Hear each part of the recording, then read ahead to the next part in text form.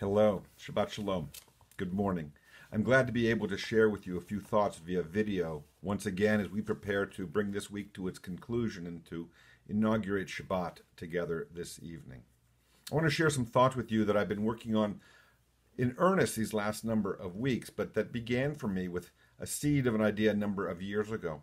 I broached this subject by preaching on the High Holy Days, 5, 6 years ago about what our tradition has to say to us, what it has to teach us through its rituals and symbols and metaphors and themes about our response to change, to loss, specifically to brokenness. That High Holy Day season, I spoke about the story of the mystical idea of creation being about earthenware vessels that contained God's essence that broke as creation came to be, and as a result, tikkun olam, the ongoing repair of our world, became part of our tradition, and repair is one of the responses appropriate to brokenness. The next story I shared was the story of Abraham smashing the idols in his father's idol shop, a story which comes to us from the Midrash, from the rabbinic legends.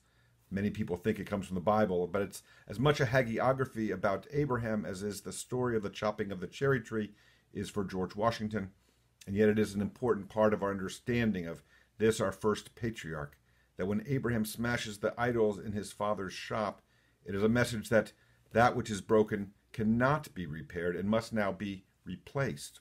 And so it is that monotheism is introduced into the world, and Abraham becomes understood as the first Jew. And then I shared again the story of Moses coming down the mountain with the tablets and smashing them upon seeing the golden calf at the foot of Mount Sinai, and then those tablets, the broken shards of rock, then being secreted into the Ark of the Covenant alongside a later intact set of tablets.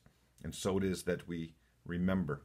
There are other times too when things that are broken cause us to do something else. We break a glass underneath a chuppah. We break the middle matzah at Passover. The shofar contains broken notes during the 3 blasts that we hear at the High Holy Days, the destruction of the temple, and those shattered stones remind us also of our sense of responsibility.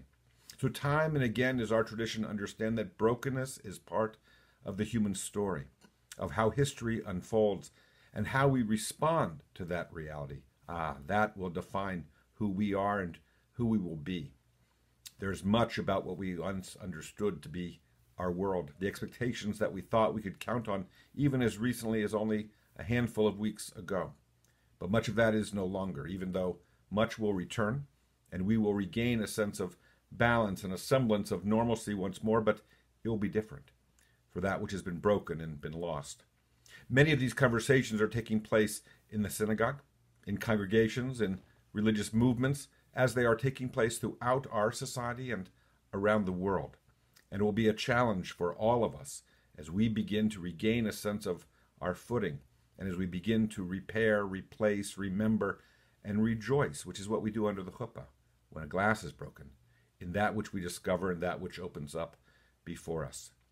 Earlier this week, Rabbi Henry invited you via video on Monday to share with us your thoughts and your imaginings about the High Holy Days, which will be different this year, even there will be much that is the same and is familiar.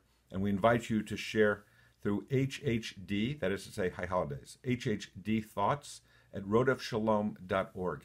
Emails that will go directly to Rabbi Henry and that will be shared within our worship team and that we will engage and incorporate into our thinking even as we will have opportunities to reach out and discuss together.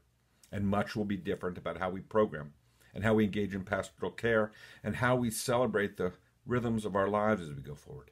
And all of us will be called to do something very different than we have before, which is to imagine a new reality, to respond to brokenness in our own time. And this we do with a good deal of trepidation, but also a good deal of optimism and hope and surety that together we will find a new way to go about our familiar tasks. Our core mission remains the same as it's ever been, and yet will be delivered in altogether new ways. That's our challenge. That's our blessing. That's our promise. Shabbat Shalom.